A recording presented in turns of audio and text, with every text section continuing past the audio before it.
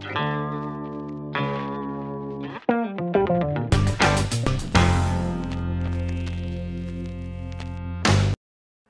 udah masuk ke bulan yang baru. Anyway, akhirnya berarti kita masuk ke minggu pertama. Itu artinya saatnya kita beribadah. Beribadah ya gitu ya. Itu udah mulai nggak lucu soalnya. Udah mulai kayak ya COVID ini kode nih. Tapi ya udahlah. Nah, kita udah masuk ke tema yang baru, yaitu elevate others. Elevate others. Menaikkan sesama. Elevate itu dari kata elevate muncul kata elevator. Elevator kurang familiar sama orang Indo. Orang Indo taunya lift. Jadi kalau di orang bule di Inggris itu kalau nyebut lift itu bukan lift. Jadi jangan sampai ketemu orang bule, do you want go to upstairs with lift? What? Pasti bingung karena lift di bahasa bule itu lift maksudnya ngangkat. Kok nggak nyambung ini grammarnya nih. Nah tapi kalau di bule nyebutnya elevator. Elevator, mengangkat, menaikkan itu elevator. Jadi kita selalu dididik sama Tuhan dalam firman Tuhan. Ada satu perkataan Yesus yang luar biasa yaitu gini. Kamu yang percaya padaku akan melakukan hal-hal yang aku pernah lakukan. Yesus pernah ngelakuin apa aja? Kasih makan 5 roti, 2 ikan. Kasih makan orang dengan 5 roti dan 2 ikan. Terus menyembuhkan orang, bangkitin orang mati. Apalagi? Banyak ya. Mujizat, musir setan. Oh, itu udah cemilan buat Yesus lah gitu. Yesus bilang gini, kamu akan melakukan pekerjaan-pekerjaan yang pernah aku lakukan, bahkan lebih dari itu. Itu perkataan Tuhan, perkataan Yesus sendiri. Berarti kita bisa melakukan hal-hal yang dulu bahkan Yesus mungkin tidak lakukan. Kenapa? Ya waktunya udah habis. Berarti dengan kata lain, kita punya kuasa untuk melakukan perkara-perkara yang Yesus pernah lakukan, bahkan lebih banyak, bukan lebih besar. Kita nggak mungkin bisa melakukan perkara yang lebih besar dari Yesus gitu. Ya kan? Yesus mati di kayu salib untuk menembus dosa umat manusia gitu. Masa kita lebih besar dari itu? Gimana caranya? Masa kita akan menembus dosa Tuhan gitu ya kan? Nggak mungkin gitu. Tuhan nggak ada dosanya. Nah, Yesus mengatakan itu pada murid-muridnya, bilangnya gini, supaya mereka pun bisa melakukan pekerjaan-pekerjaan yang pernah Yesus lakukan, yang Yesus sebagai gurunya lakukan, supaya murid-muridnya bisa lakukan itu, bahkan lebih dari itu. Nah itu tugasnya pemimpin.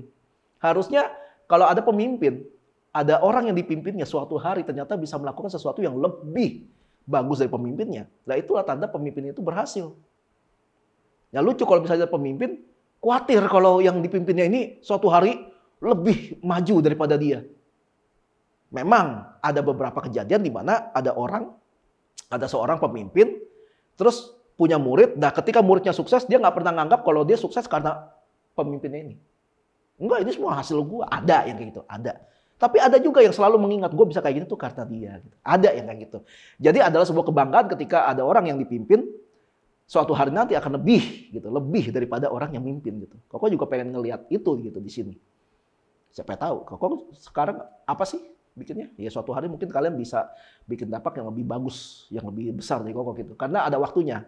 Makin tua seseorang kayak Koko akan mengerucutkan pelayanan Koko sama pekerjaan Koko. Koko nggak bisa lagi yang kayak ngambil ini, itu, segala macam nggak bisa.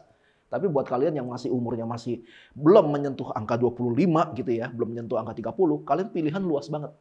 Bisa pilih semua. Kalau dapat semua gimana gitu. Kalau bisa dilakukan ya lakukan. Ya kan kalau kalian bisa mengerjakan 5 dan kuat dan mampu, ya kenapa harus pilih 1 gitu ya. Tapi ada orang yang memang gue mampunya cuma 1 atau 2, ya sudah 2 aja. Kan semua pilihan, tapi kita nggak pernah tahu kalau kita nggak pernah ngambil keputusan atau ngambil bagian itu. Kita nggak pernah tahu. Nah hari ini, saya kasih judul khotbahnya adalah mengembalikan milik Tuhan. Ayah. Semua yang ada di kepala udah mikir, waduh, duit gitu kan. Biasa gitu kan, mengembalikan milik Tuhan. Apakah benar milik Tuhan itu hanya sebatas duit? Enggak. Tapi benar gak kalau duit salah satunya? Iya. Kita selalu diajarnya di sini ya, jangan mengecilkan sebuah konsep, jangan mengecilkan sebuah konteks. Tentang mengampuni misalnya. Mengampuni itu bukan cuma karena mengampuni dosa aja, enggak. Mengampuni kesalahan juga bisa. Bentuk kesalahan banyak banget gitu kan. Ada kesalahan yang disengaja, ada kesalahan yang nggak disengaja.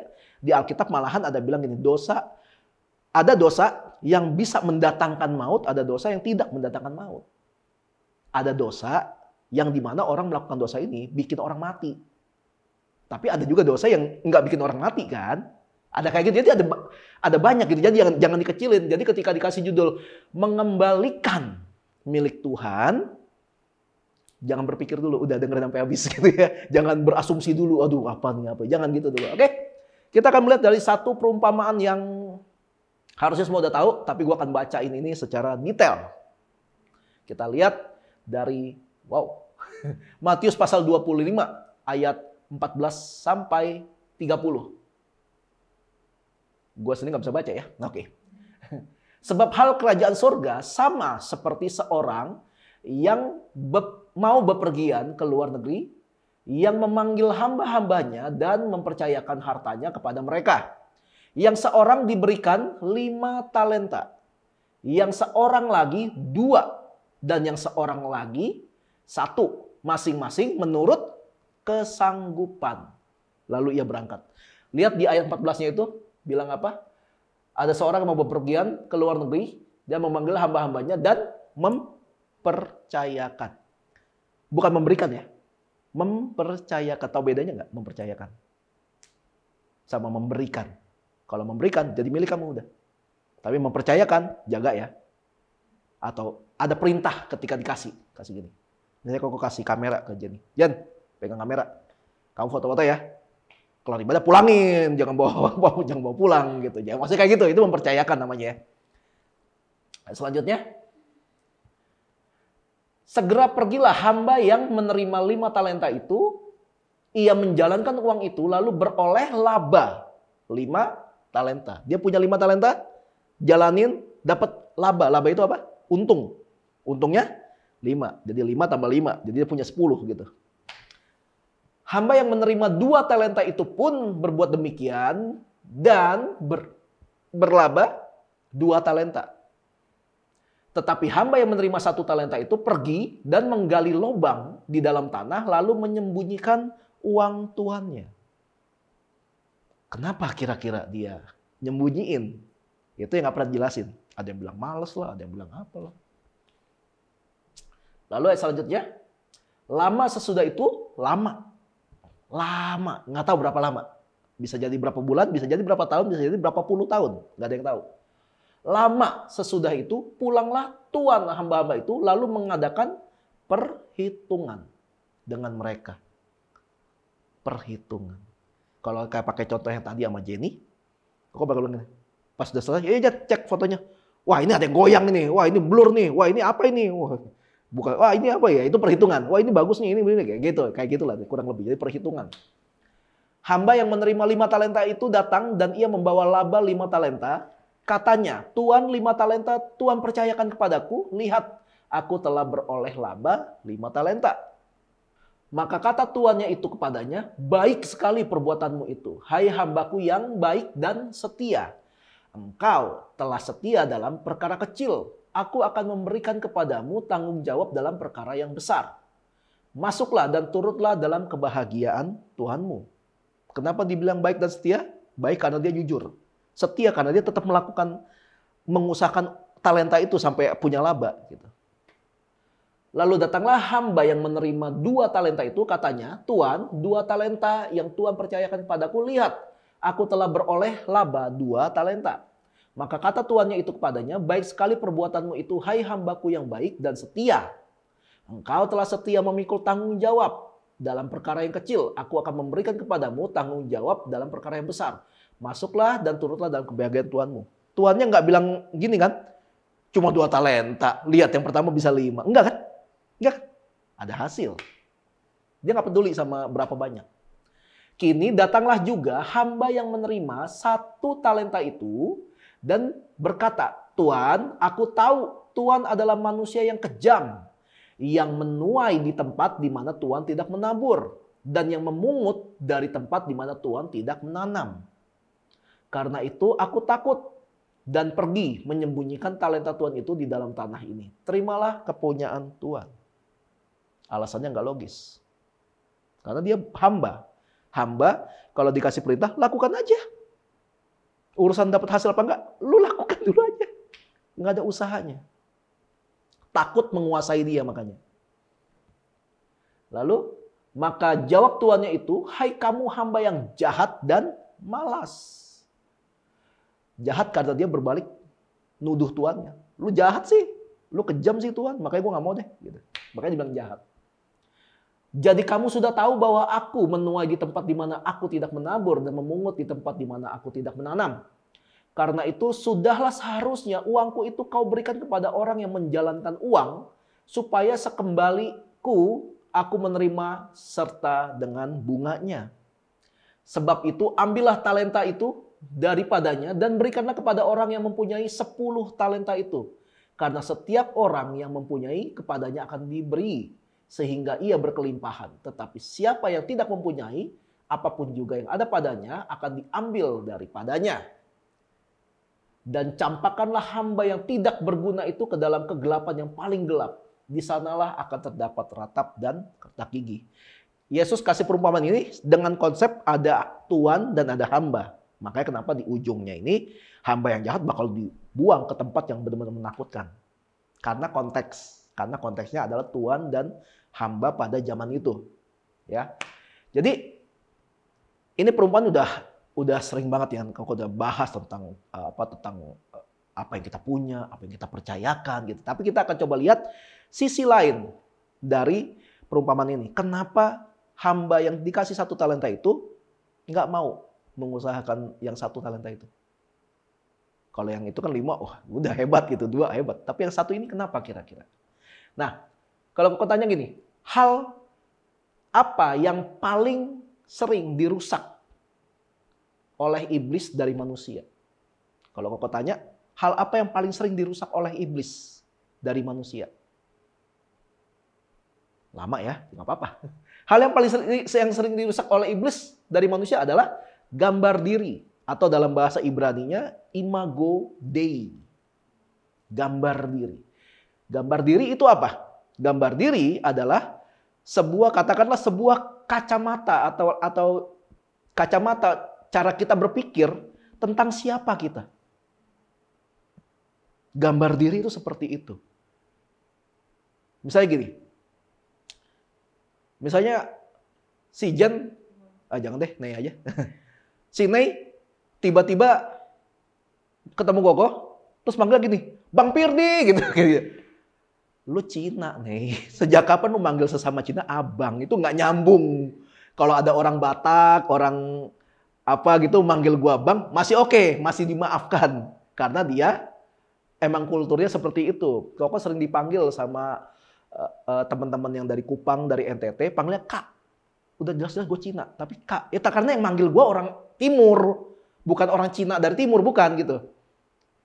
Orang Timur panggil Kak gitu. Udah gitu manggil gue kurang ajar, panggil nama gue disingkat gitu. Kafir ya. Tapi kalau kalian ketemu orang-orang Timur yang polos-polos, udah nggak bakal bisa marah deh. Karena manggilnya tulus banget. Kafir. Manggilnya panjang lagi, udah stop. Jangan manggil kafir. Manggilnya terlalu baik. Nah itu gambar diri. Gambar diri adalah cara kita menilai diri kita ini. Cara kita melihat siapa kita, itu gambar diri. Kalian melihat diri kalian itu sebagai apa? Itu akan menentukan cara kalian bertindak, cara kalian berpikir, cara kalian bersosialisasi. Itu ditentukan dari bagaimana kalian melihat diri kalian.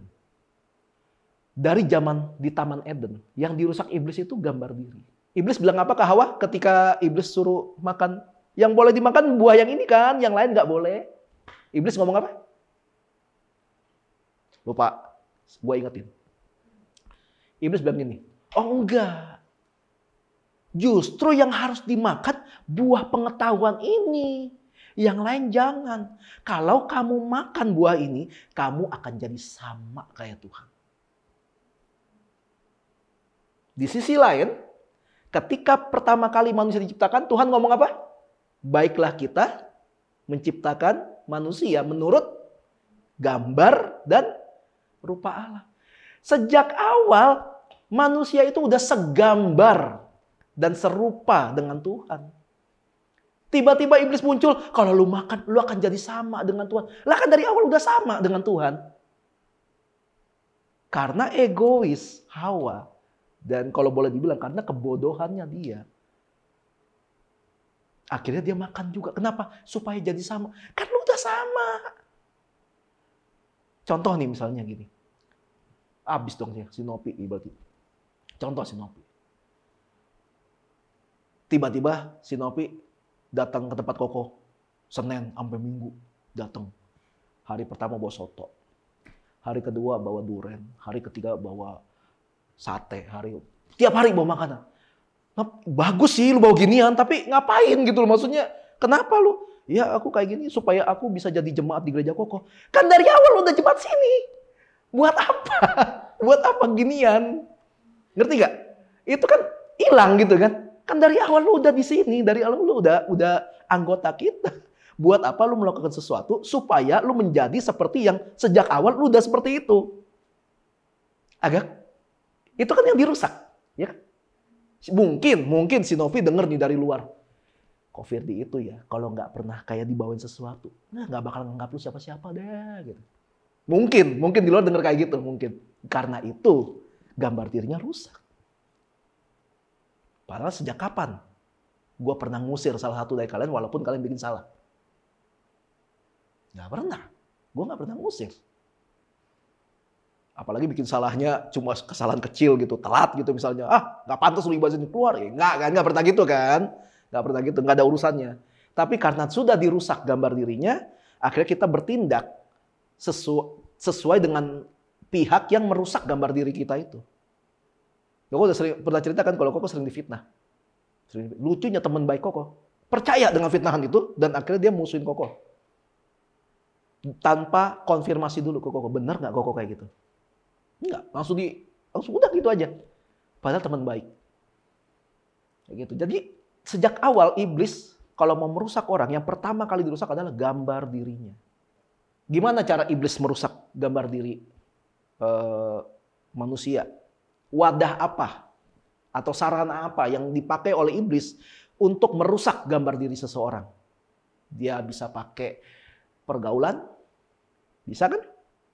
Jelas dong pergaulan kan? Salah memilih pergaulan, rusak udah. Kamu bergaul dengan para penipu, jadilah kamu penipu. Kamu bergaul sama pemabok, jadi pemabok. Terus dengan apa lagi? Lewat keluarga. Loh kok bisa? Iya bisa. Kalau keluarga kamu sejak awal juga sudah dirusak.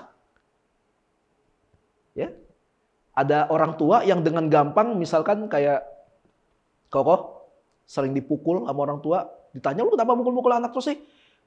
Kalau nggak dipukul nggak nurut. Gua dulu gitu sama bapak gua. Udah dirusak. Apakah benar anak yang dipukul akan lebih baik kelakuannya daripada anak yang nggak dipukul? Enggak. Malah akan membuat sebuah dendam.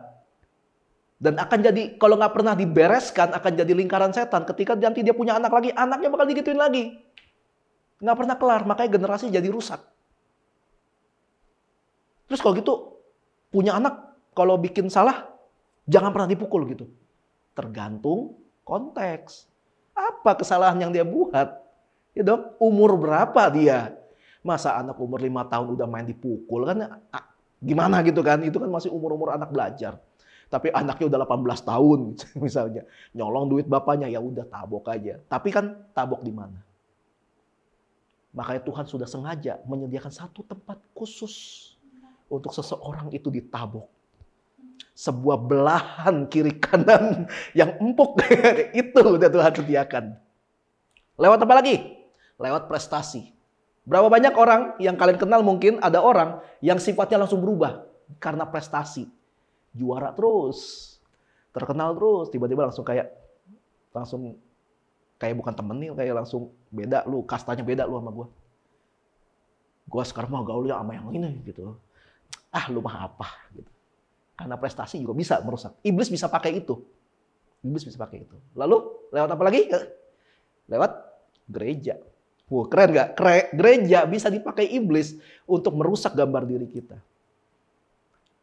Orang kayak Koko juga saking sayangnya Tuhan sayangnya Koko sama Tuhan. Koko pelayanan di gereja, Senin ketemu Senin. Di gereja terus pelayanan. Ibadah wanita iya, sekolah minggu iya, umum iya, youth iya, persekutuan doa iya. Apalagi Ada ibadah khusus KKR, Koko main terus. Saking cintanya Koko sama Tuhan. Pelayanan terus. Sampai nggak pernah muncul di rumah. Sampai satu kali Koko dimarahin sama orang tua. Lu punya rumah nggak sih? Pergi ke tempat orang lain terus. Akhirnya jadi batu sandungan. Ada juga orang-orang yang saking rajinnya pelayanan, sampai kalau melihat ada temannya yang udah mulai malas latihan, udah malas pelayanan, dia akan menghakimi temannya itu. Gila lu, ntar masuk neraka lu. Nggak pernah pelayanan lu, masuk neraka lu. Kayak dia tahu aja dia bakal kemana. Gitu kan. Gereja juga bisa kan merusak gambar diri kita. Gua kira gua udah kudus. Nggak tahu gua kudis. 4 hal ini bisa dipakai sama iblis untuk merusak gambar diri kita. Nah, dalam perumpamaan talenta yang tadi kita baca, dikatakan kalau Tuhan itu mempercayakan talenta pada kita. Dia mempercayakan.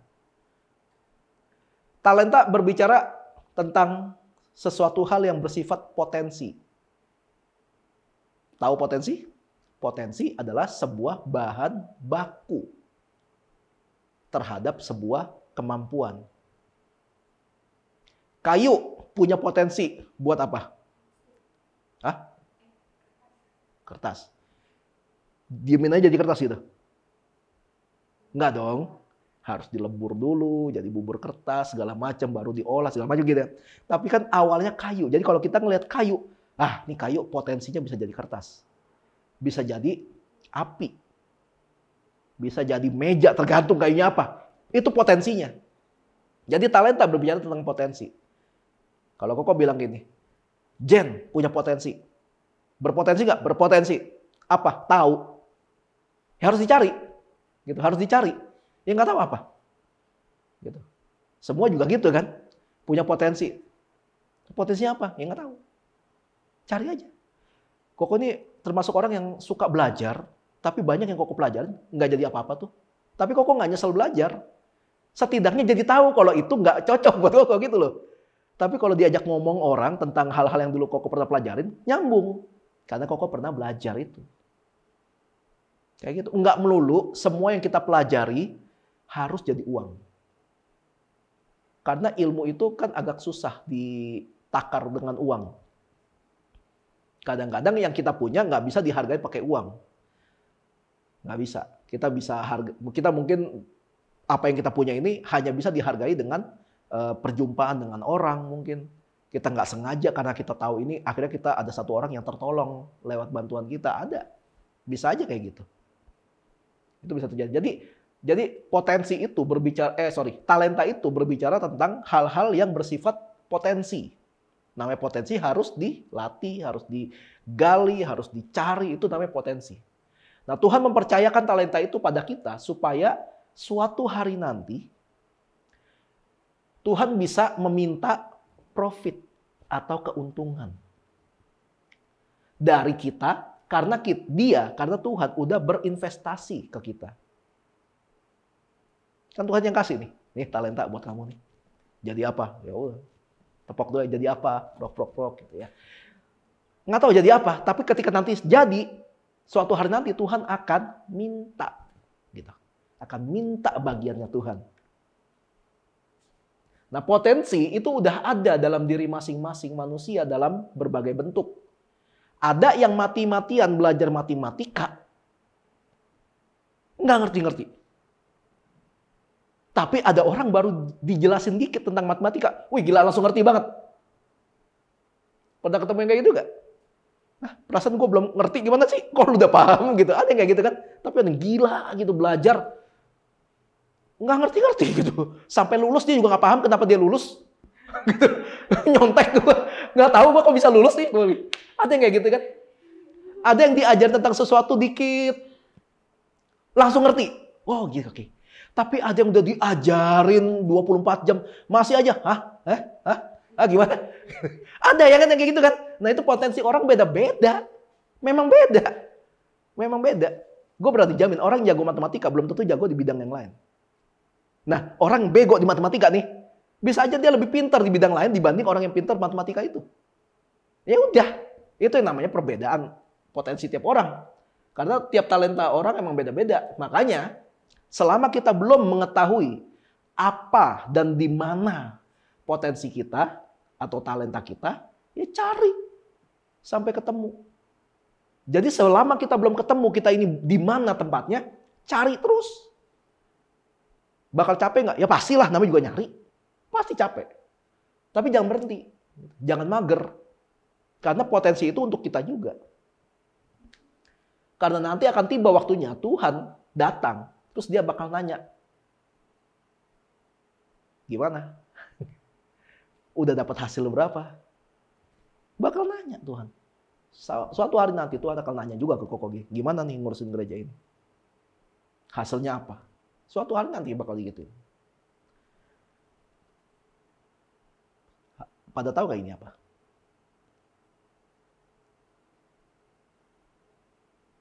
Gue juga nggak tahu ini apa. Coba waktu gue klik BTS muncul gini. Gue nggak tahu ini figurnya siapa. Gitu ya. Gue nggak tahu, gue ambil aja. Tadi mau logo tapi logo kayaknya udah banyak yang pakai. Jadi anggaplah ini salah satu personil BTS yang namanya diambil dari tepung-tepungan.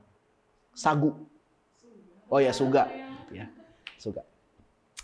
Kau kasih contoh gini.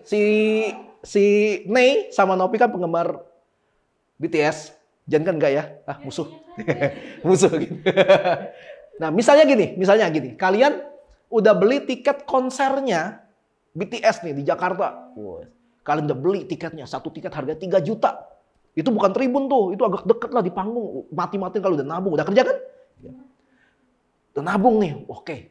Belilah tiketnya, 3 juta. Ya kan?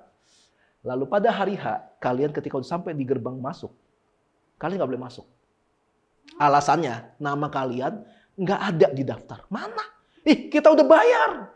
Tapi nggak ada ini. Dan udah gitu kalian belinya dari website resmi. Waktu transfer juga udah bener kok namanya, nggak salah. Nggak mungkin salah. Nggak mungkin salah. Dari kalian nunggu acara mulai sampai acara selesai, kalian masih nggak dikasih masuk. Dengan alasan yang sama, nama kalian nggak terdaftar. Jadi kalian nggak boleh masuk. Jadi kalian bukan peserta atau orang yang sudah membeli tiket. Lalu, udah kelar nih, penyelenggaranya keluar. Ketemu sama kalian, dia minta maaf. Maaf ya, maaf. Soalnya saya lupa masukin nama kalian ke dalam sistem. Lalu dia bilang gini, ya udah ya, mohon maaf ya, uangnya kita balikin deh. Uangnya kita balikin. Gimana respon kalian? Sebagai penggemar setia, militan dari Bangtan gitu. S-nya apa sih? S-nya apa sih? Lupa. Ya udahlah gitulah. Gimana respon kalian? Uangnya dibalikin? 3 juta dibalikin. Gimana? Enggak lah, bukan masalah duitnya lah. Itu kan gue mau ketemu artisnya. Nah kan. Yang jadi masalah bukan duit dibalikin kan? Tapi lu udah rela keluar uang segitu banyak untuk apa? Untuk apa gue taruh uang dibalikin lagi? Itu kayak gue nitip duit gitu, ntar balikin lagi ke gue. Enggak kan, itu ada tujuannya. Itu kayak gitu. Kayak gitu kalau Tuhan tuh udah berinvestasi dalam hidup kita. Terus Tuhan nanya, mana hasilnya? Lupa Tuhan, nih gue balikin lagi deh. Dicakar lu sama Tuhan. Ya enggak gitu, Tuhan gak bakal nyakar sih. Enggak gitu. Tapi lihat yang ayat 30 tadi kan, terhadap hamba yang saking takutnya malah diumpetin terus pas balik. Entar gue balikin aja kan gampang, tinggal gue balikin lagi. Kan gue gak ambil. Tapi kan perintahnya jelas. Jalankan uang itu. Sama kan kalau beli tiket. Gue bayar supaya gue bisa nonton. Malah dibalikin. Dibalikin aja juga nggak cukup tuh, harus ya nggak tahu lah, ngamuk kali apa gimana gitu kan. Nah, sekarang bayangin, Tuhan udah membayar kita lunas dari setiap dosa dan pelanggaran kita. Jadi dengan kata lain kita ini sudah jadi miliknya Tuhan karena kita udah dibeli lunas.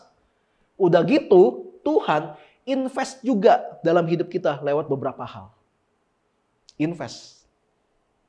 Kita mungkin diketemuin seseorang yang tiba-tiba kita jadi punya pengetahuan yang baru.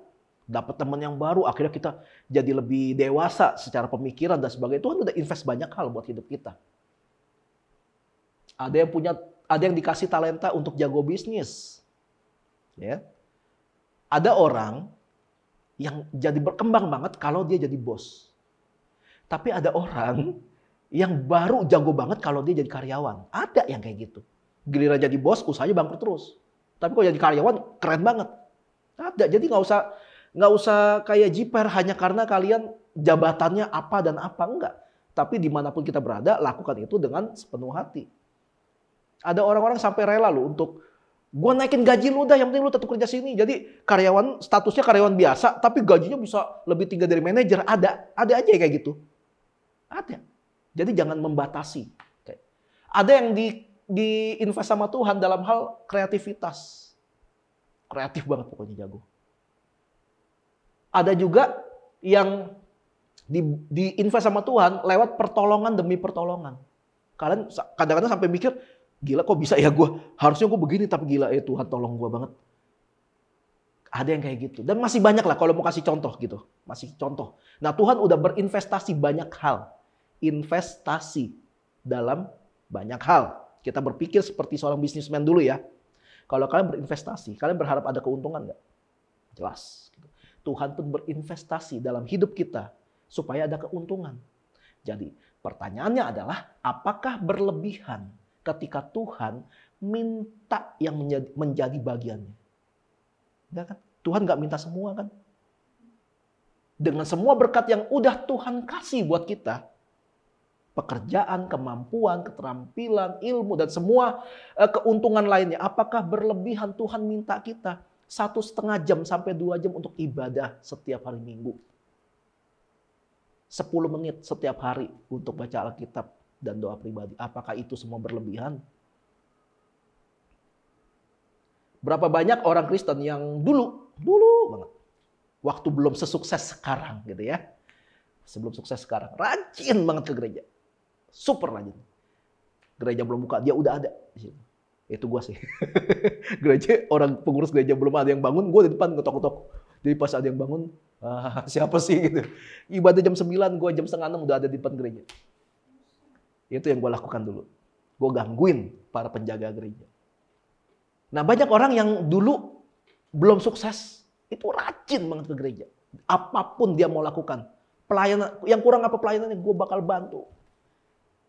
Gue ada satu temen, dia nggak bisa apa-apa, maksudnya kayak main musik nggak bisa, nyanyi jelek, kalau kena debu alergi gitu gatel-gatel ya. Tapi dia kaya. Dia selalu tanya, kurang dana nggak? Kalau kurang saya bantu. Itu. Dia sadar diri aja. Ada yang kayak gitu. Ada yang kayak gitu. Ya puji Tuhan gitu kalau ada yang kayak gitu. Tapi ada yang kayak gitu. Ada juga yang kebalik. Duit mah kere gitu ya. Tapi kalau soal tenaga, waduh, selalu orang pertama yang selalu bantu. Apalagi udah keringetan gitu. Apalagi udah bawa asam mandi sono lu. Ada yang kayak gitu. Ada yang kayak gitu. Nah, ada orang yang dulunya belum sukses, rajin banget ke gereja. Tapi begitu sukses sekarang, udah mulai banyak untung, udah menikmati uang yang udah bukan jut-jut lagi gitu ya. Tapi udah mil-mil gitu ya. Mungkin udah ngalamin kayak gitu. Udah mulai banyak rekan-rekan bisnis dan sebagainya. Pergaulan udah berbeda. Langsung lupa kepada siapa yang dia suka bilang kalau ini nih yang berkati gue. Dia langsung lupa. Tiap kali ditanya, lu kenapa nggak ke gereja lagi? Kebanyakan jawabnya, sorry, sibuk. Kenapa nggak ikut komsel? Atau kenapa nggak ikut Bible study kemarin? Sorry, lagi banyak lembur. Nah, kesibukannya dijadikan alasan untuk menjauhi dari Tuhan yang sudah memberkati dia. Kesibukannya dijadiin alasan. Padahal alasan sesungguhnya apa? Nggak mau mengatur waktu. Kesibukan dijadikan alasan. Dengan kata lain, kita pakai logika sederhana ya.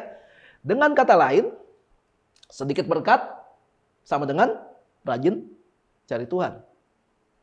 Banyak berkat sama dengan malas. Ini kita pakai logika yang tadi ya, logika orang itu ya.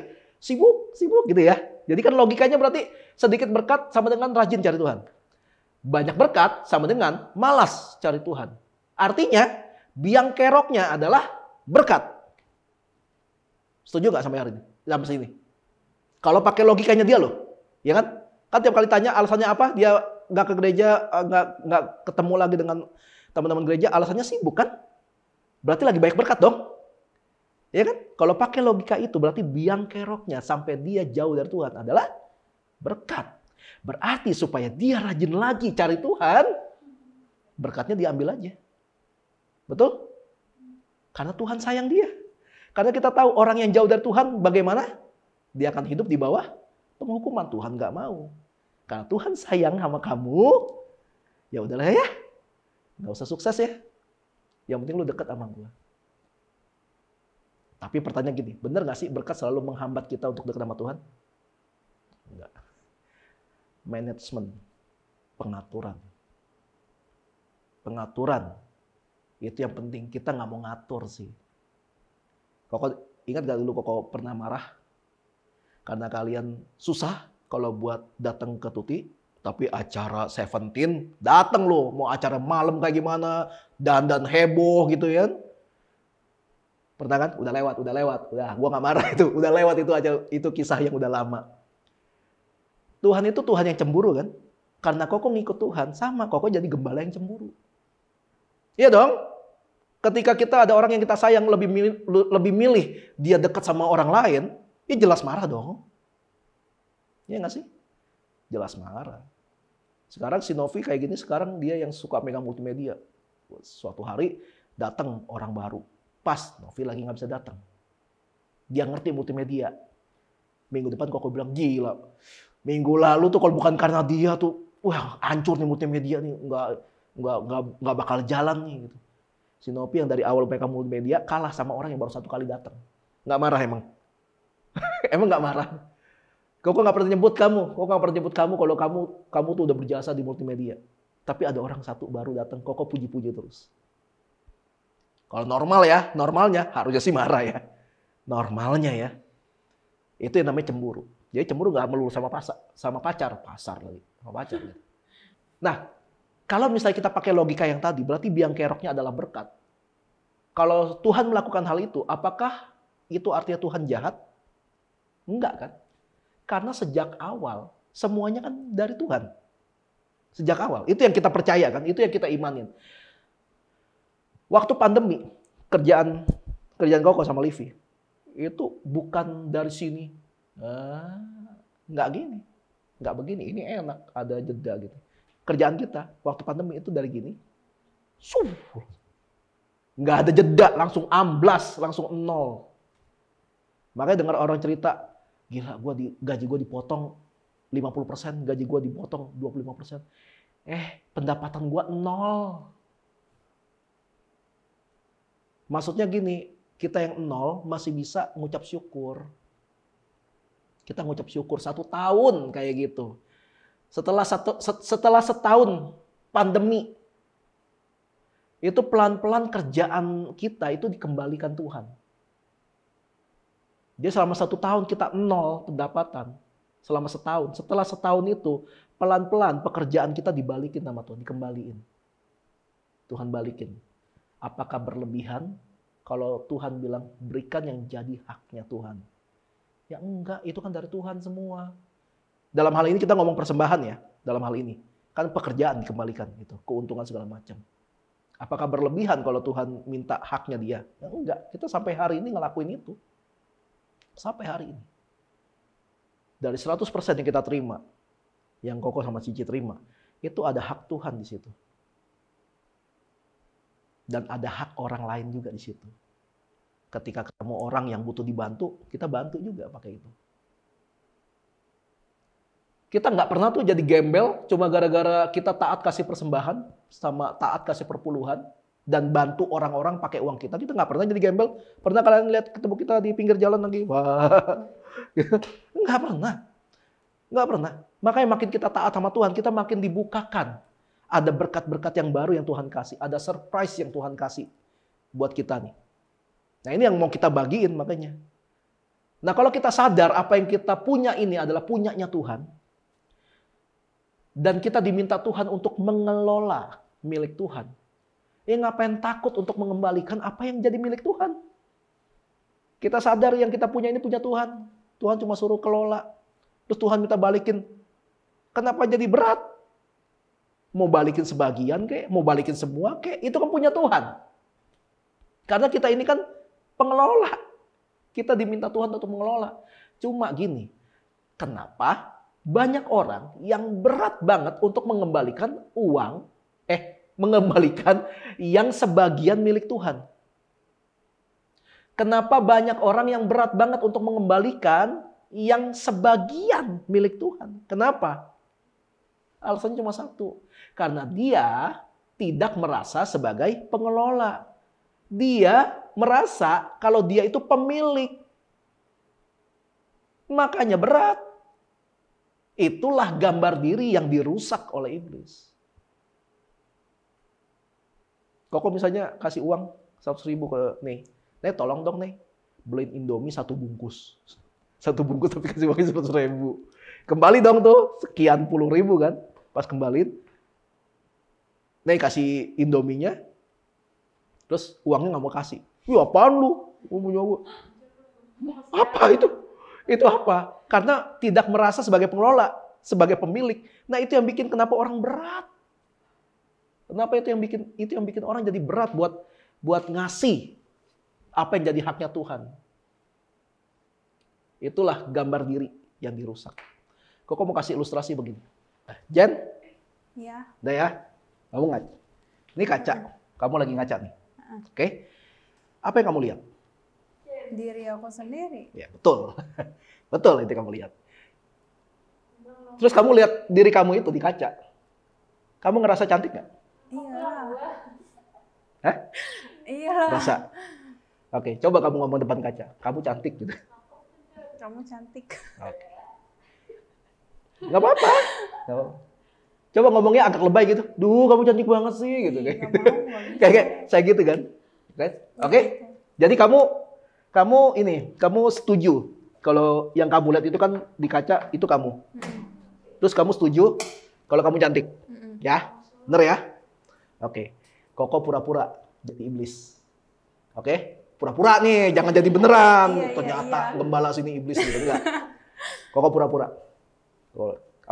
Coba sekali lagi bilang, kamu cantik gitu. Kamu cantik. Jelek lu. Orang kayak lu cantik lah, gak level. Model kayak gini. Apaan? Gimana respon kamu? Nangis. Koko kasih 2 pilihan ketika digituin.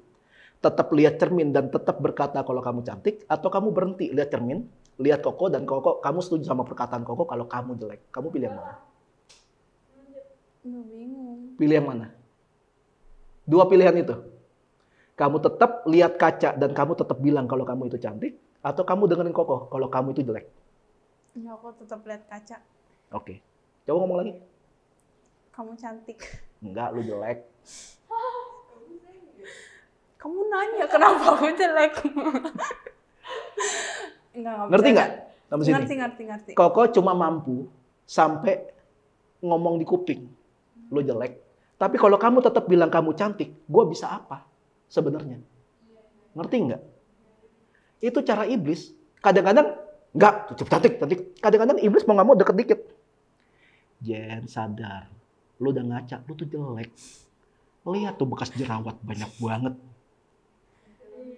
Kadang-kadang deket kan? Kadang-kadang sampai deket kuping. Tapi kamu harus ngapain?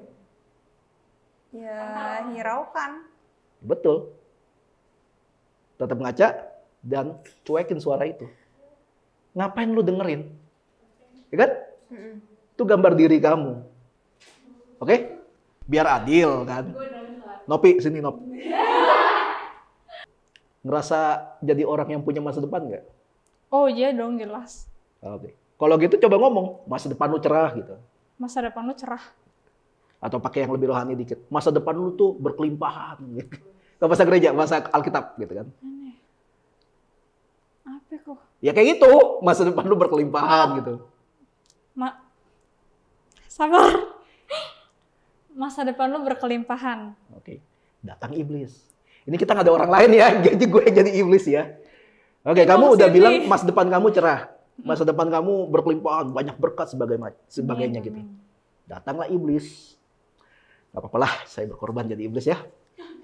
Terus iblis ngomong gini, ketika iblis tahu kamu sedang memotivasi diri kamu, iblis ngomong gini, orang kaya lu bisa sukses, potong kuping gue, lu itu madesu, masa depan suram, tinggal aja masih ngekos, mak lu cuma dagang soto di petakan orang, lu gak mungkin sukses.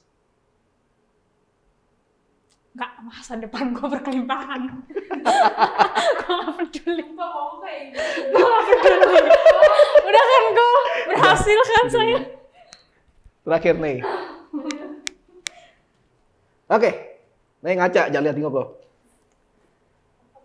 Kamu kalau ngaca, muka kayak gitu, cara berdiri kayak gitu, yakin bisa terkenal nggak? Yakin bisa jadi orang terkenal nggak? Yakin lah, pede. Ya udah, ngomong sama kaca. Kamu orang terkenal ya. Kamu orang terkenal. Orang-orang bakal segan sama kamu. Segan? Iya ngomong gitu. Nggak tahu lagi segan apa. Nggak sombongan ya? Orang-orang bakal baper sama kamu. Dia ngomong gitu, gue tendang juga nih. Orang-orang bakal segan sama lu nih. Kamu juara di banyak hal. Kamu juara di banyak hal. Nggak mungkin lo jadi juara, dibentak dikit aja nangis. Mungkin lah. Gagal dikit langsung berhenti. Nggak mungkin bisa terkenal, nggak mungkin. Bangkit lagi. Nggak mungkin, nggak mungkin, nggak mungkin. Bisa, pasti bisa. Oke, durasi kepanjangan. Udah gitu aja. Itu namanya pelatihan gambar diri. Jadi, semua udah lihat. Itu cara menghandle ketika kita ada yang ngomong. Kadang-kadang bukan iblis, tapi teman lu. Koko, tau nggak siapa yang pernah gituin Koko? Orang kaya lu bisa sukses. Itu papa Koko. Depan Koko sendiri ngomong kayak gitu. Orang kaya lu bisa sukses. Dulu Koko sakit hati, sekarang Koko buktiin aja.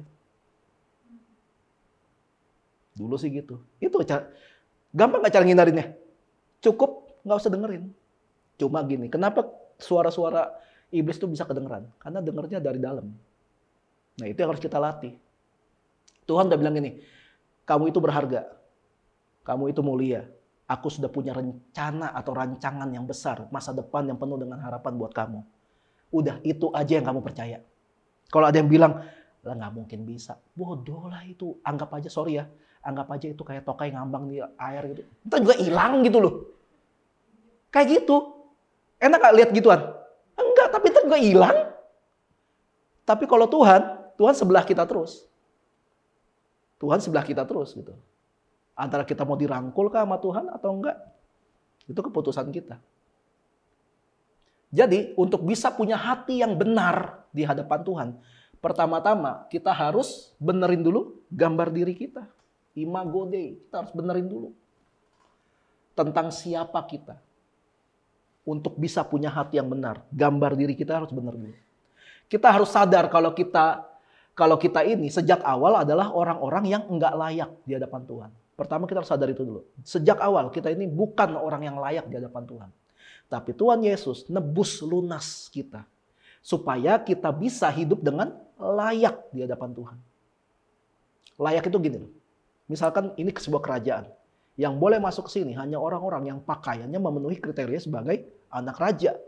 Datang orang gembel gitu pakai baju robek-robek. Nggak bakal diterima. Baju itu apa? Baju itu ngomong tentang kelakuan kita. Nah, gimana caranya gembel ini bisa diterima dalam kerajaan? Kalau yang punya acara, ganti baju lu, nih gue kasih baju yang ini. Pakai ini, baru boleh masuk. Nah, itu namanya anugerah. Itu kita. Dulu kita gembel, tau gak sih? Tuhan kasih baju baru buat kita, supaya kita layak di hadapan Tuhan. Itu yang Tuhan lakuin buat kita. Nah, dengan logika ini, kita harus mulai sadarin diri kita, kalau apa yang kita punya sampai sekarang ini adalah dari Tuhan. Oleh Tuhan.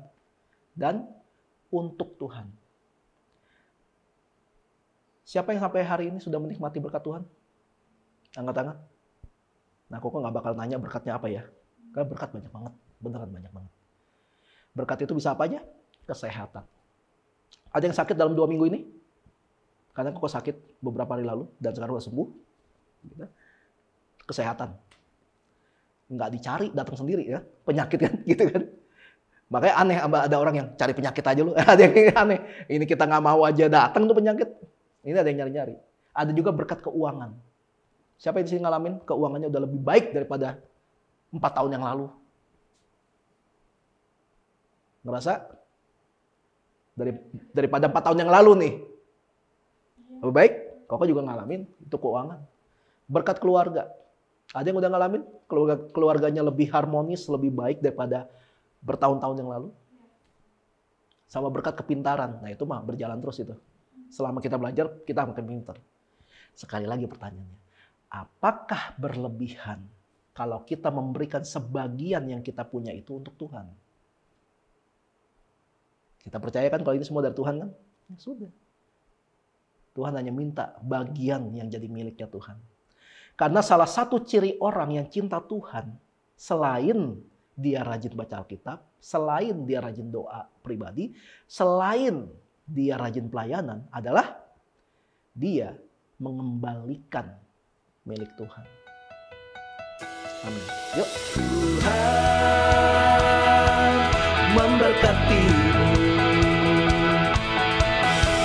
Tuhan melindungimu. Dia menyinarimu dengan wajahnya dan memberikan kasih karunia. Tuhan menghadapkan wajahnya dan memberi damai sejahtera.